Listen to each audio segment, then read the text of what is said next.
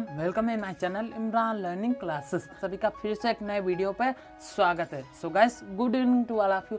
आज की इस सेशन के अंदर हम डिस्कस करेंगे। आज की इस सेशन का टॉपिक है यूज ऑफ इंपरेटिव सेंटेंसेस। जैसा कि हमारी कंडीशन की सीरीज चली थी, उसमें मैंने आप लोगों को कुछ इंपॉर्टेंट टॉपिक बताए थे। आज की इस सेशन का टॉपिक क्या है? Use of imperative sentences. Okay, imperative sentences का मीन ये है कि आप लोग ज़्यादा से ज़्यादा जो अपने घर में सेंटेंसेस यूज करते हैं, जैसा कि बत्ती बुझाओ, पंखा चलाओ, ध्यान से सोचो। ओके, ऐसा करते हैं, ऐसे करके आप लोग क्या है सेंटेंसेस बोलते हैं अपने घर में डेली के डेली, आपस में, अपनी फैमिली में क्या है यूज करते रहते हैं बस।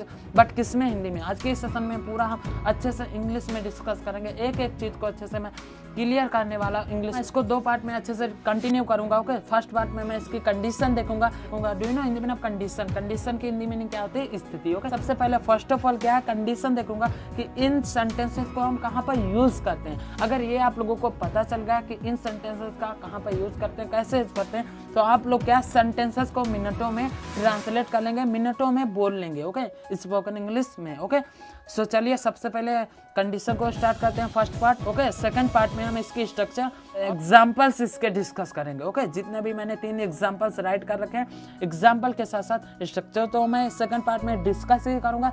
उसके साथ साथ मैं 3 एग्जांपल्स राइट कर रखे हैं, उनको मैं अच्छे से कवर करूंगा, डिस्कस करूंगा। ओके, वीडियो का एक भी पार्ट मिस मत करना, नहीं तो आप सभी लोग आज से समझ लीजिएगा स्पोकन इंग्लिश कोर्स की एकदम जड़ से शुरू करना। ओके, सो इसलिए वीडियो का एक भी पार्ट मिस मत करना, नहीं तो आप सभी लोग अपने आप पर ही धोखा दे रहे हैं, समझ लीजिएगा। ओके, यदि आप लोग स्पोकन इंग्लिश सीखना चाहते हैं तो अच्छे से। ओके, तो आज का ये सेशन आप सभी के लिए बहुत ही ज़्यादा इंपॉर्टेंट होने वाला है। ओके, सो इसलिए वीडियो स्टार्टिंग से लेकर पूरा लास्ट तक वॉच कीजिएगा। अगर आप लोगों का फिर कोई डाउट रह जाता है तो नीचे कमेंट सेक्शन में अपने क्वेरीज का आंसर मुझसे बिना बेझिझक कमेंट सेक्शन में कमेंट करके अपने क्वेरी का आंसर ले सकते हो। ओके, बात क्लियर है सभी को? सो अब मैं अपने टॉपिक को कंटिन्यू करता हूँ। Okay, so now I am going to clear our discuss our topic. Okay, first part. Okay, ये फर्स्ट पार्ट को कंटिन्यू कर लेते हैं। सो गाइस, फर्स्ट पार्ट में मैंने स्टार्टिंग में ही बोला था कंडीशन डिस्कस करेंगे। सो चलिए सबसे पहले हम कंडीशन की बात कर लेते हैं। सो गाइस, अगर हम कंडीशन की बात करें, सो कंडीशन है क्या?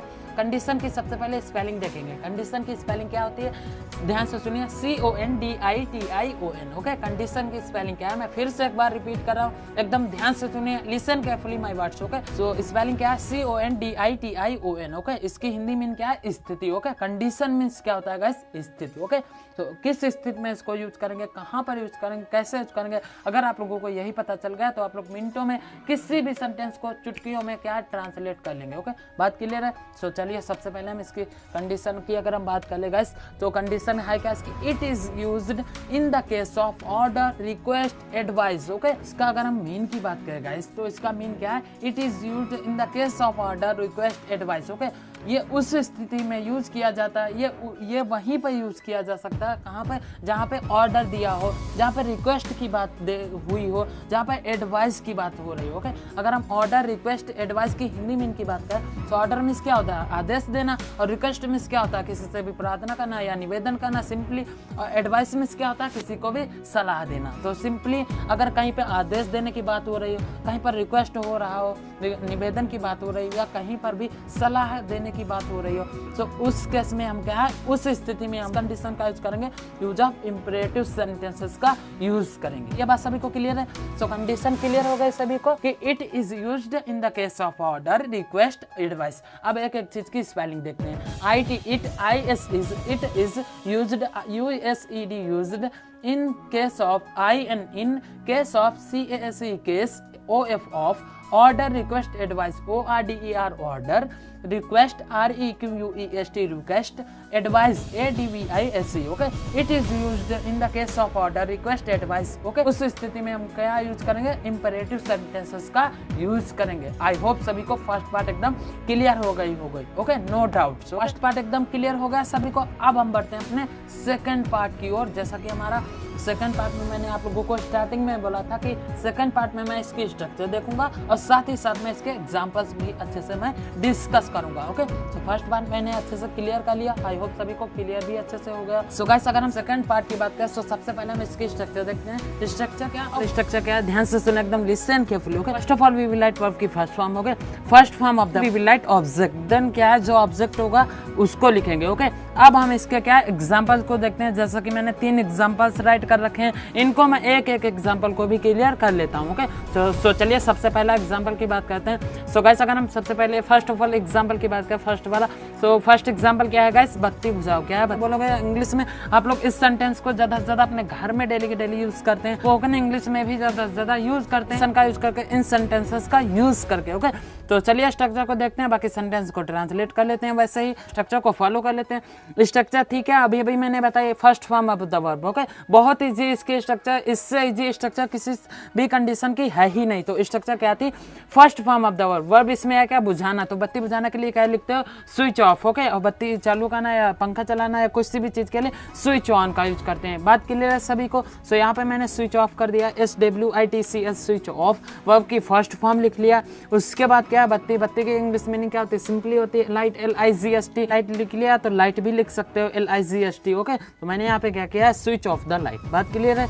अब हम बढ़ते हैं अपने सेकंड एग्जांपल की ओर। सेकंड एग्जांपल क्या है गाइस, हमारा सेकंड एग्जांपल है पंखा चलाओ। ओके, अब इसको कैसे बोलेंगे, कैसे ट्रांसलेट करेंगे, इस सेंटेंस का भी ज्यादा से ज्यादा अपने घर में डेली के डेली यूज करते हो सभी लोग, बट किसमें, हिंदी में। आप लोगों को इंग्लिश नहीं आती। सो आज की इस सेशन में पूरा कंप्लीट देखते हैं। ओके, एक एक चीज को क्लियर कर लेते हैं। चलिए, स्ट्रक्चर इसकी क्या थी, first form of the verb. Okay, first of all क्या लिखना है, first form of the verb, verb की फर्स्ट फॉर्म। तो वर्ब इसमें क्या, पंखा चलाना। तो मैंने अभी अभी आप लोगों को बताया था स्विच ऑन यूज करेंगे। क्या यूज करेंगे, इंग्लिश मीनिंग स्विच ऑन। तो मैंने यहाँ पे स्विच ऑन का यूज कर, मीनिंग क्या है, SWITCH। ओके, स्विच मीन्स क्या होता है, चालू करना। जैसे कि पंखा या लाइट ऑन करने के लिए स्विच ऑन का यूज करते हैं, और ऑफ करने के लिए क्या यूज करेंगे, स्विच ऑफ का यूज करेंगे, SWITCH। बट यहाँ पे क्या है, पंखा चालू करना, सो स्विच ऑन का यूज करेंगे। ओके, बट यहाँ पे मुझसे मिस्टेक हो गई है, सो आप लोग इसको राइट कर लीजिएगा, SWITCH कर लीजिएगा। ओके, स्विच ऑन, ON के बाद क्या है, वर्ब की फर्स्ट फॉर्म लिख, ऑब्जेक्ट। तो ऑब्जेक्ट इसमें है क्या, पंखा चलाना ना। तो पंखा की इंग्लिश में क्या होती है गाइस, फाइन होती है, FAN। ओके, बात क्लियर है सभी को? तो मैंने यहाँ पे क्या लिखा है, फाइन लिख लिया है, FAN। फाइन मींस क्या होता है, पंखा। सो पंखा चलाओ, switch on the fine. Simply ऐसा कर सकते हो अपने घर में, switch on the fine, please switch on the fine. Okay, बात क्लियर से भाई, हमारी सेकंड एग्जांपल की बात।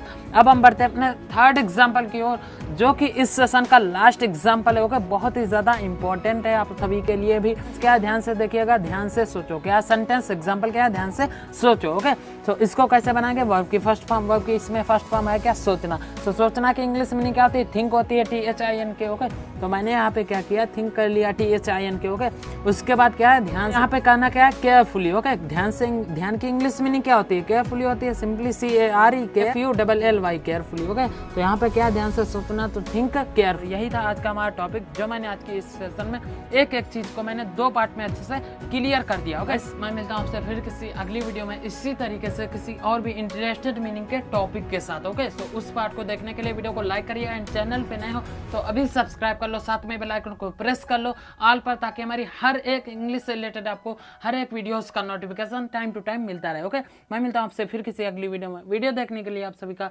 धन्यवाद। Thanks for watching this video.